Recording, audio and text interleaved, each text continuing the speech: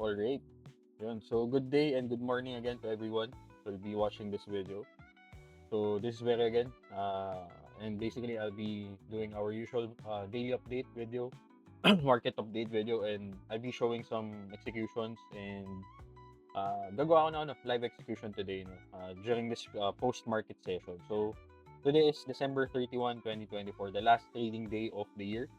Actually, later pa in the US market. But in the Philippine markets, I think holiday na ngayon. So, before we start, ang gagawin ko muna is to sell some of my Tesla.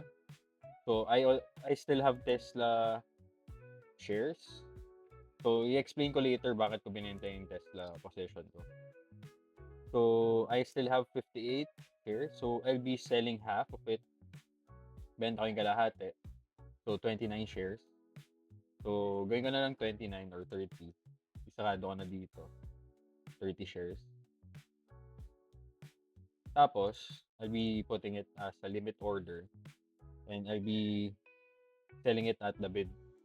So, sagasa sell na siya. No? So, para may benta mo yan during extended trading hours, toggle mo lang to, fill outside RTH, then submit it. Override and transmit. So, binenta ko na yung kalahati ng Tesla ko. And I'll be also selling my MVST. Microvast. So, benta ko yung mga at least a third. So, I have 2,400. A third of it is, wait lang So, 25%, 33% is, compute na nga lang natin, wala tayong 33% dito. So, 24 times 0.33, 792. So, gawin na lang natin 800 shares. 800 shares. So, benta natin yung partial para at least makapag-de-rest tayo since medyo pangit yung nagiging reaction ng market today towards the last trading day of the year. So, usually pag ganun, medyo pangit yun. And most probably, we will experience further declines. So, based on experience, yun yung intuition ko. And does not hurt na 2D risk. And para at least mabalance out yung mga parent losses. So, I have 2 winning positions, MVST and Tesla and Porsche Group. GME quite flat. So, today, medyo big decline yung nangyari sa akin. So, halos 3-day trading losses. So, I traded ONDS, STEM, and Paydyne. Paladine tuloy, Paladine. So, that was day trades. Sa TQQQ on other portfolios, I mean SQQ pala, on other portfolios, nag-gain naman ako. So, hindi ko lang ilipat-lipat nasa isang nasa isang machine ko kasi yun. So anyway, 3 day trading losses, ONDS, Paladine, and ano nga ulit yun? STEM. So yung STEM and Paladine ko, may cash at risk for these trades are $600. So tinaas ko na konti yung risk ko. Kasi I was quite confident for a nice Monday counter rally or snapback action, but hindi yun nangyari. So ONDS, nung nag-snapback yung market nung bandang afternoon session, binili ko siya, pero eventually nagkaroon din ng fade in the market. So my Reddit swing position or swing trade got stopped out. Reddit, Inode, Gvernova, and ano ba yun? Yun, Reddit, Inode, Gvernova, and Rubrik. So, eto, nung nag-snap up yung market, yung ginawa ko, bumili ako ng Rubrik. Tapos with a tight stop. Yun yung error. One core error ko today. One main error ko today. So, kala ko, inside bar breakout na. So, if we're gonna look at this daily chart. So, typical setup na pinapakita natin and tinitrade natin, di ba? Basically, an a power earnings gap play na nag-rally tapos nag-pull back. So, kala ko, yung inside bar breakout na to, itong undercut and reclaim of the 10, undercut and reclaim of the 10-day moving average is gonna be sustained. It's gonna be sustained. So, ang ginawa ko, at the lower time frame, since I was quite being aggressive today, binili ko to. Binili ko tong inside bar breakout at the 1 hour time frame. So, ito yung 1 hour inside bar, diba? Yan. Nag-breakout, nag-tight stop ako at the 50% level of this inside bar. So, eventually, post-market, nagkaroon ng weakness. Ito, post-market session, dito nagkaroon ng drop eh. So, binenta ko na rin instead of waiting for the next day. Maybe, mamaya, merong something na pwedeng maka-apekto talaga with the markets na pwede mag-gap down to. So, I de-risk na rin. So, uh, instead of hoping, sinicure ko na lang yung loss or at least ayun, sinicure ko na lang yung trade na yun, up to that loss levels lang ako madadali. So G Vernova na ano ako na break even stop ako dito. So na-hit yung break even stop ko at 325, 326. So basically G Vernova trade is a scratch trade, break even siya. So no damage done. Credit, 'di ba binili natin yung breakout dito, yung breakout ng triangle or yung daily time frame continuation. Excuse. Tapos today we got stopped out. So ang sa akin, Filled. okay lang. Okay lang. Yun, benta ng MVST, 800 shares. So 8:47 AM Philippine time. We can still trade the US market. So hindi reason na hindi ako mapag-US kasi kailangan magpuyat. Hindi mo kailangan magpuyat. Paminsan, umaga lang ako nagte-trade, umaga lang ako nag-execute ng swing trades. Lalo na if I'm devoting and focusing my energy on swing lang and no day trades. So, most likely baka ganun na yung maging ano ko eh. Parang action or mandate ko right now. Since hindi nag-work yung day trading setups today and looks like hindi siya mag-work for the next coming days. Ano muna ako doon? Lalayo muna ako with those setups. Maybe cash is king muna ako. Since yun na rin yung sinasabi sa atin ni Pulseman. So, Pulseman has already reported at 8:11 a.m.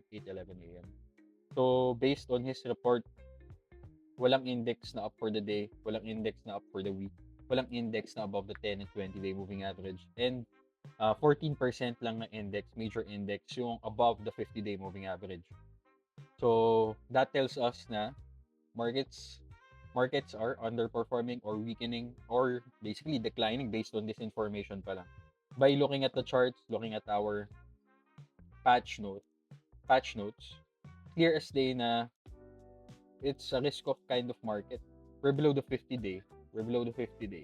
Every time we go below the 50-day, medyo pass muna, chumilax ka muna, magkape ka lang or mangisda ka na lang, no?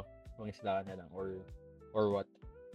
MDY also below the 100-day, IWM also below the 100-day and 50-day. RSP, the equal weighted S&P 500, kahit na gantong hammer candle yung pinakita niya, alanganin pa din. Kahit na bullish candle yung pinapakita ng mga index natin, these are indecision candle. SPY and Q is an indecision candle. Despite it being a green, di mo pa rin dapat masyadong pagkatiwalaan yung ganitong klaseng structure. Meron ka ng lower high, di ba? So, ito yung high mo, reference high. This is the lower high. This is your low. If the Qs breaches below the 509 level, 500 level, medyo alanganin na yun. Or below the 50-day moving average. So, ayun, ang ginawa ko lang today, since meron akong mga losses na na-incur, and the indices looks weak, humihina siya, and I still have winning possessions, I am anticipating na yung Tesla possession ko will get stopped out. So I still have 28 shares. So modify lang natin to. And the average price of my Tesla possession is 306. 306. So ito yung ano ko pinaka iniingatan kong possession right now. Bakit? Kasi all-time high stock to. Tapos Trump stock pa siya. Trump stock. So I'm gonna give this trade some breathing room. Instead of letting my Tesla possession get stopped out at the 20-day. Kumbaga, binabalance out ko lang siya ngayon. Binabalance ko lang yung action ko for the purpose na kunyari mangwep lang siya at this level. Tipong mag-create lang siya ng multi-week or a month-long pullback towards the 50-day. At least I have the opportunity na to rebuy my shares at a lower price. And at least it will give me the freedom or luxury to put in size on the next setup. So gets no? I hope na nakikita niyo yung vision on how I approach this trade, no? So tagal ko na hawak to since 240. And nakapagbenta na tayo dito, nakapag-reload tayo dyan, nagbenta tayo dito. We also sold some at this level and we also sold at this level. So I think this is the right approach para sa akin. Ayokong ma-whip lang ako and mahirapan akong i-trade yung next setup na ipe-present na ito. So, ayun, may ganong klaseng mga konsiderasyon. So, I'm gonna put my stops here at the break-even level at the 07 para at least sana ba yung 50-day natin. Doon natin ilagay yung current 50-day at the current day of being the current day of de-risking. Tawag ko dito de-risking So, lagay natin at the 50-day moving average or at 340, 350. So, kahit papaano, mabigyan ako ng breathing room dito.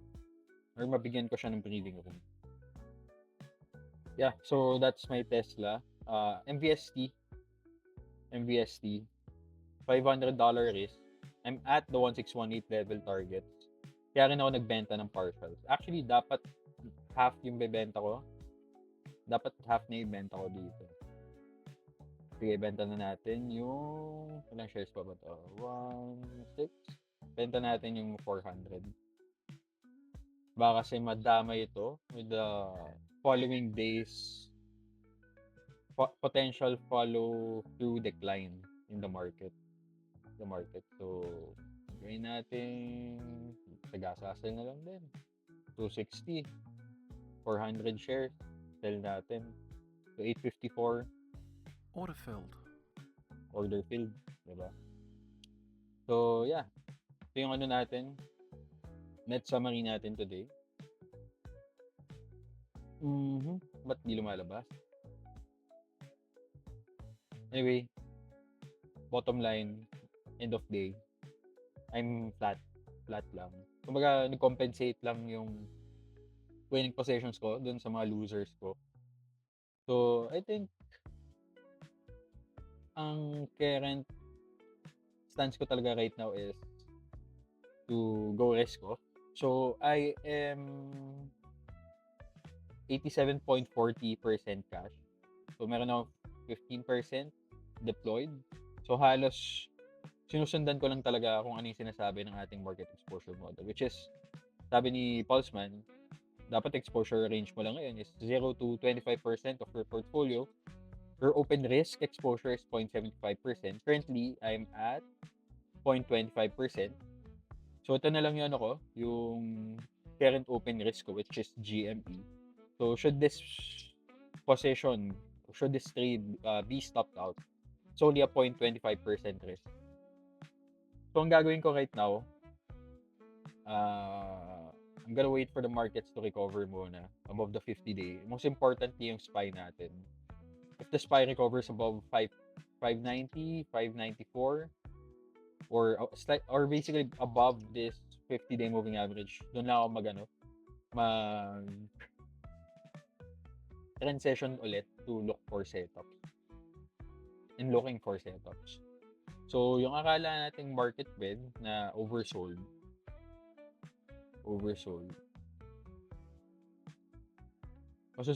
masusustain lang din pala yung oversold level.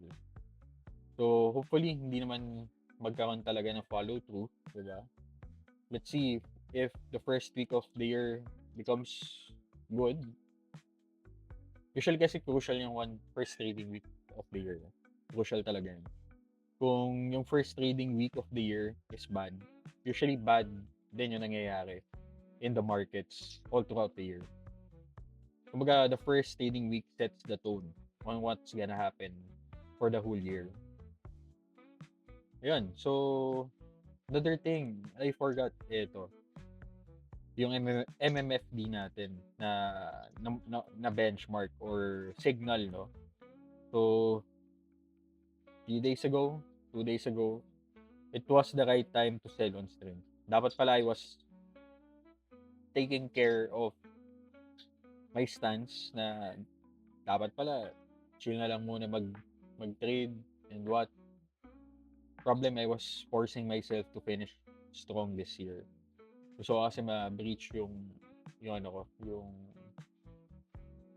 records ko. But currently, record hold naman and so lang na ng higher performance. Anyway, that's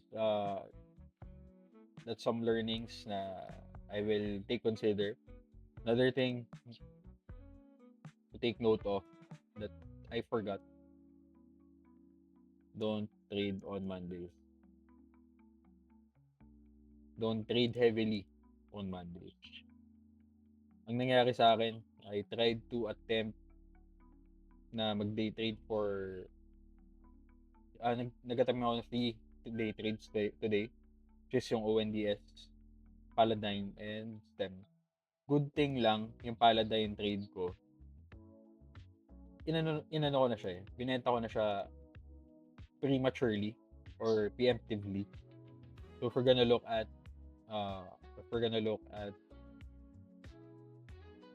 Paladin at the 5-minute, binili ko siya dito sa undercut ng 20 SMA line sa 5-minute. So during pre-market yan Tapos yung stops ko nilagay ko at 12.55. So dito pa lang binenta ko na siya at 13.50. So dito din sa trade the pool evaluation account ko. Ano din siya preempt preempt cut. So dollar risk ko dito is 250. As I remember, nagtaas ako ng onting risk. 250, so $73 lang yung nawala in this trade. So okay naman. Same with my STEM trade. Dollar risk 250, $124 loss lang din siya. So halos kalahati lang na supposed to be loss, yung talagang original loss levels. Ito ONDS medyo na lang ako na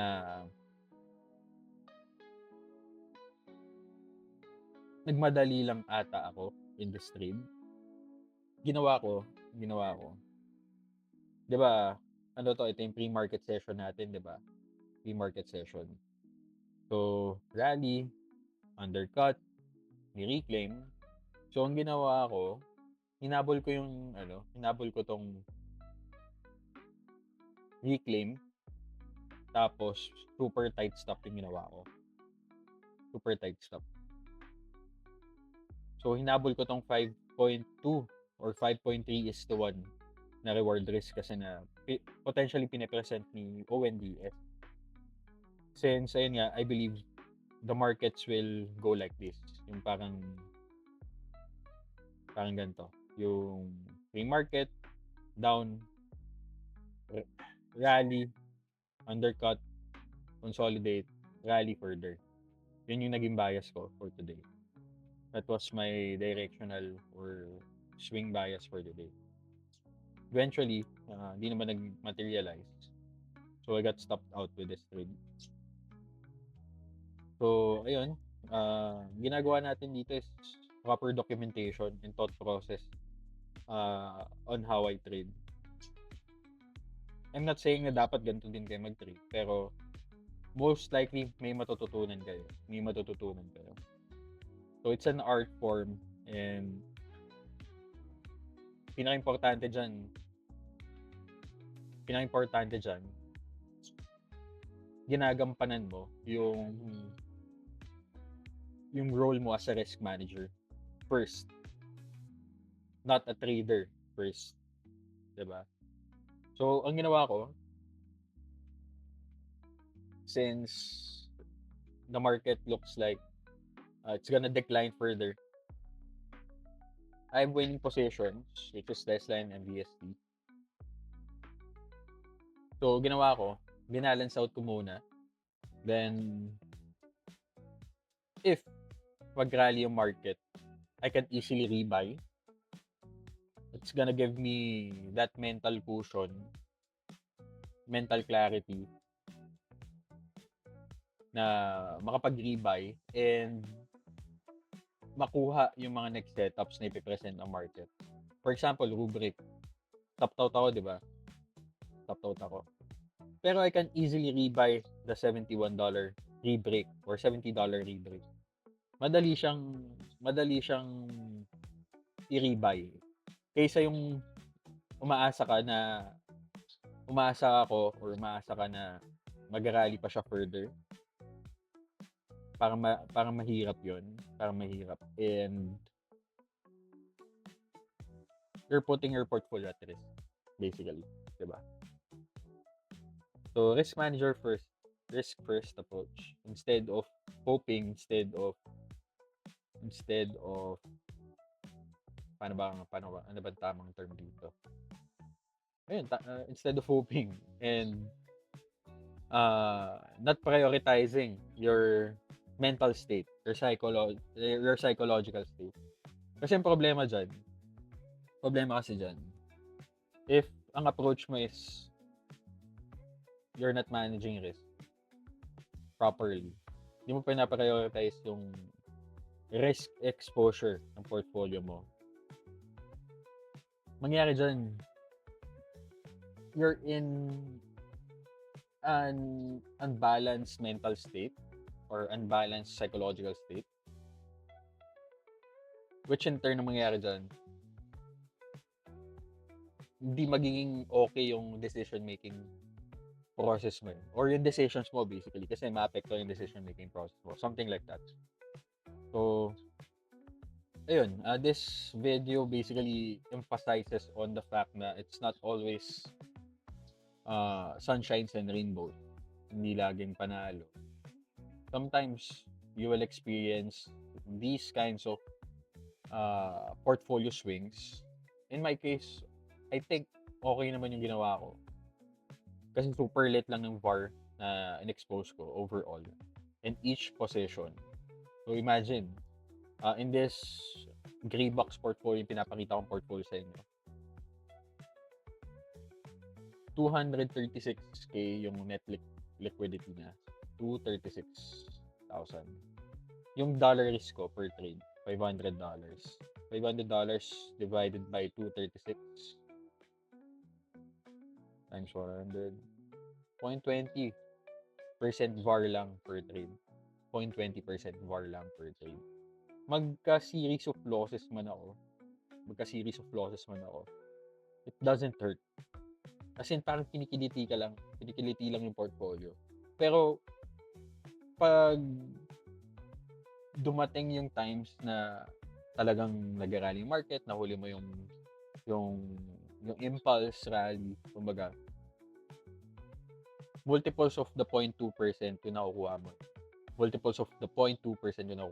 For example, yung Paladin trade ko 2 days ago, or I mean, days ago, gave me a 6:1 reward risk in just a few hours.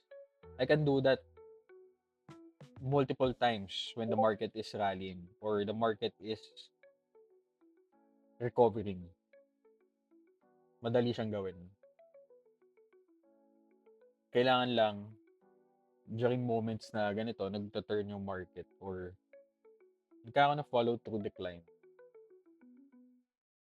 super light lang no losses na nakukuha mo.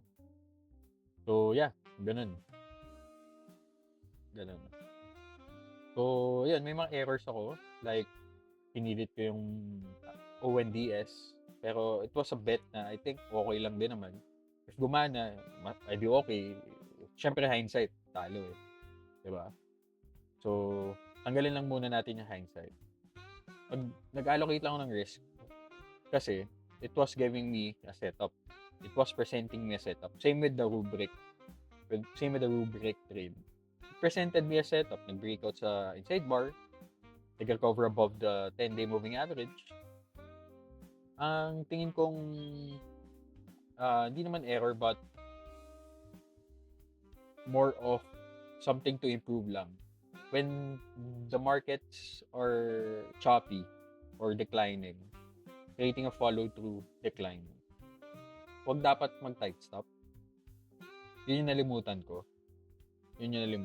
Maybe na-apektuhan lang yung psychology ko since may mga swing positions ako na break-even stop, na stopped out. Kaya hinahabol ko with a decent enough reward risk. So, ayun, comeback na lang, no? I think the markets will chop around for the next following days. If it counter rallies, madaling makabalik. Ang daming setups na lumalabas, no? Like yung Lululemon, di ba? Lululemon, Planet Fitness, nagka-counter rally din. Green Candle. Zeekr, medyo pangit lang. Wix, I think if it recovers above 220, I think okay pa naman to. Ano ba yun? Qubit. Ayan, Qubit. Creating this continuation pattern, creating a kiss towards the 10-day moving average. Daming setup na pwedeng balikan. Hindi naman nawawalan ng opportunities in the market. Kailangan lang during moments na, sorry pa ulit-ulit during moments na, yun nga, alanganin, dapat hindi rin alanganin yung portfolio mo. In this case, yun yung naging actions ko today. Ayoko maging alanganin.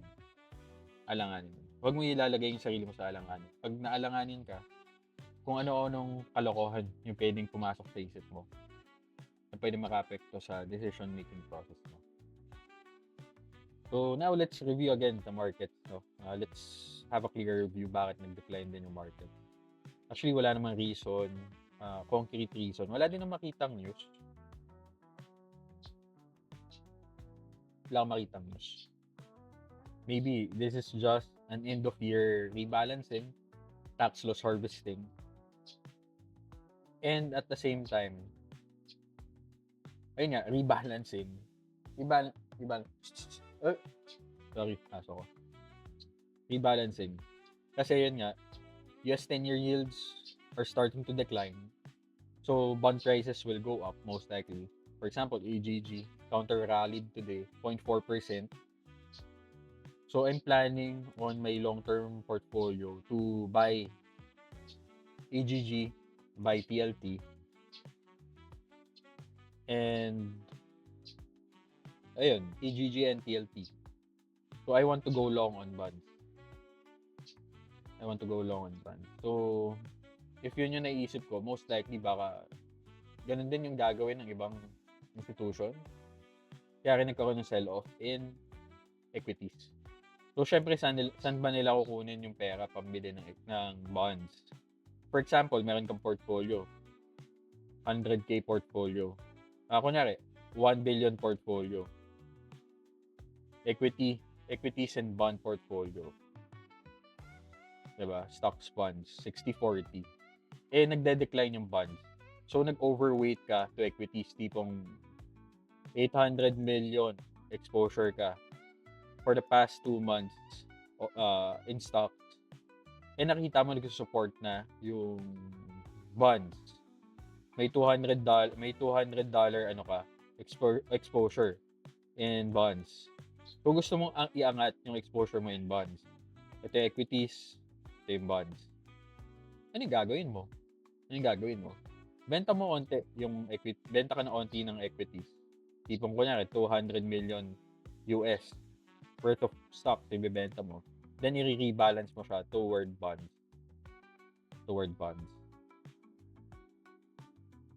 So, ayun, ang nangyayari most likely is a rebalancing sell-off. Ayun. So, DXY halos flat pa din. So, more of bond-related rebalancing decline yung na-experience natin today. Most likely based on what we are seeing right now. Hindi naman siya inflationary trigger. Pwede rin based on the chart of WTI, nag-breakout tayo sa 100-day. Maybe may mga algos na if above the 100-day, sell some stocks, inflationary trigger siya. Kaya nagkaroon ng sell-off din in the market. Pero it doesn't matter, hindi naman natin kailangan talaga maintindihan or ma-fully grasp bakit nag-decline yung market. Just take it as is na nag-decline yung market kasi mas madaming sellers kaysa sa buyers. So what you do about it is focus ka sa portfolio mo. Ano yung current positions mo? Ano yung open positions mo? Ano yung mga positions na kailangan mo alagaan? Ano yung mga positions na kailangan mong ibenta or kailangan mo i-move yung stops, take profits ka, whatever. So, you should focus on your portfolio, not on the reason why the markets are declining. So, I hope you get the idea, So, ginagawa ko itong mga video na to consecutive days for the purpose na documentation, di ba?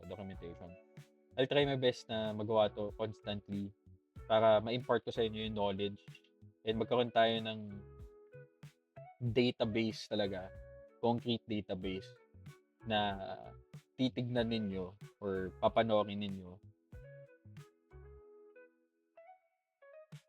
na may matututunan kayo na real life trading, how you operate as a business. Kasi yung mga theoretical, yung how to read moving average, yung mga how to chart, mga ganun, or how to manage risk, mga theoretical lang yun eh, di ba? Mga level 1 knowledge, level 2 knowledge. Eto, level 3 knowledge yung in-impart ko sa inyo. Level 3 knowledge, which is what's really important. So sa akin, maano ko lang, no? Yung thought process ko kasi, 4 levels of thinking. 4 levels of knowledge and thinking. So, level 1, yan yung foundational concepts. Level 2, yan yung supplementary knowledge base for level 1. So, for example, ayun nga, how to look at moving averages, mga ganun. Level 3 is yung yung actual application, which is ayun nga, what's important. Actual application, execution, yung experience mismo, how to handle a portfolio. Tapos yung level 4, ano na yun eh, more of intuition.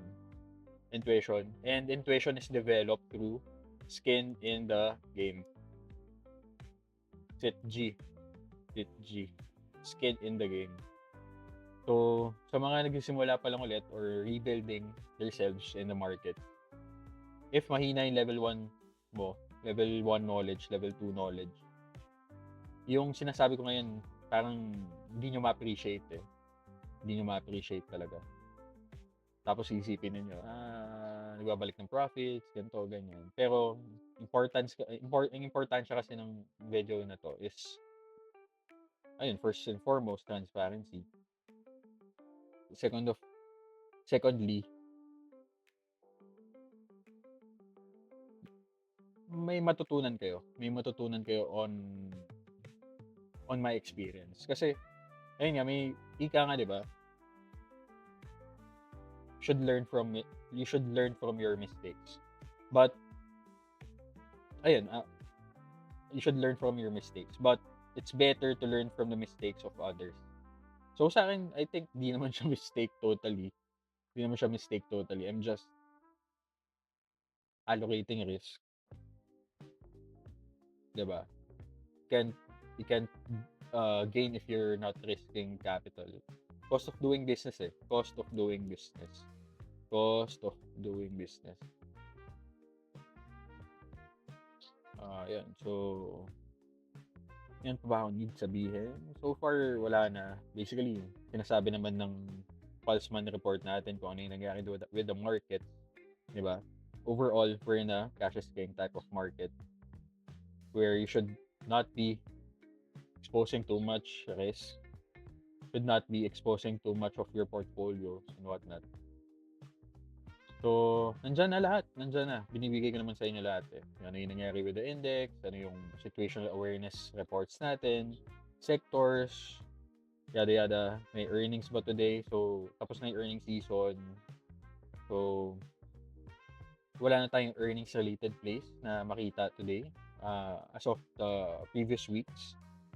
So, more of mga high tide flags, continuations, mga post-earnings announcement ifs, peg and coils, peg and pullbacks na yung nakikita natin right now. Mga post-earnings coils, post-earnings pullbacks, and mga pre-earnings basis. So, ayun. Last trading day of the year. Don't do something stupid. Just wait for the market to settle down and tell us, wait for the market to tell us ano ba yung gusto niyang gawin talaga. So today, hindi pa natin malalaman yan later, December 31. Kaya rin ako nagde-risk, no? Another thing, hindi ko lang na-discuss. Madami akong iluluto today. So, at the same time, madami bisita. So, later may trading session. So, 10:30 p.m. up to 5 a.m. ganyan. So, hindi mo na magte-trade. Talagang prioritize ko muna yung mga bisita, family, and having a great time. Diba? And, ayun, if hindi ko binenta yung Tesla, hindi ko binenta yung VST, tapos hindi ko tinighten yung mga stops ko sa mga positions ko, maybe baka maka-apekto yun on my mood later, or baka ma-focus ako instead of my family, ma-focus ako on trading later. So yun, mga ganong klaseng consideration. So hindi naman tayo slave of trading. We're just trading as a business. And it's not the right time to do business. It's not the right time to do business. Based on my trading style with this portfolio. So mga other portfolio, mag-end of year, rebalancing ako later. Mamaya ako na siya gagawin. May mga orders na ako nakaset. Long bonds, rebalance on ETF, and balance other portfolios. Tipong, I think, dito sa portfolio to, I'll be transferring some capital towards my other portfolio. Since I'm gonna prioritize on the starter positions for this year. I'm gonna prioritize on my starter positions for the year, which is long bonds, and maybe mga defensive sectors. But some of it is in cash. Kumbaga, i-set ko lang yung plan ko with my short-term portfolio, medium-term portfolio, and long-term portfolio. So, itong pinapakita ko is more of trading talaga. Iba pa yung investing, iba pa yung higher level na, hindi naman higher level, but yung slow-moving approach in the market. So, hindi ko lang tinuturo yan since maboboring lang kayo doon. And we prioritize in swing trading. Kasi doon talaga tayo nakakuha ng malaking equity swings, equity swings. So, yun, I'm almost 40 minutes in na nagsasalita. So, I think okay na tayo. I hope na may natutunan kayo from me. Uh, Hindi ko pa nagagawa yung market outlook ko, honestly. Market outlook presentation. But I already have a draft and I'm gonna present it to everyone maybe next week. Maybe next week. I'll be sending some Zoom invite links. So, ayun. If meron kayo nakikita with the market right now, mga market themes to focus on, you can PM me. PM mo lang ako, DM mo ako. Then we're gonna talk about it para at least madagdag ko siya sa mga 2025 trading pieces, investment pieces na pwede kong i-present to everyone. If I find it viable. Parang ganun. So, ayun. See you again in the next video. Tomorrow, no video muna. Since, ayun nga, New Year, of course. And, wala naman ako masyadong gagawin with the markets. So, see you again next year. Yun. I think, dami ako naibigay naman sa inyo. And, good enough, may natutunan naman kayo. So, see you again on the next video. See you next year. God bless and goodbye. Happy New Year, everyone.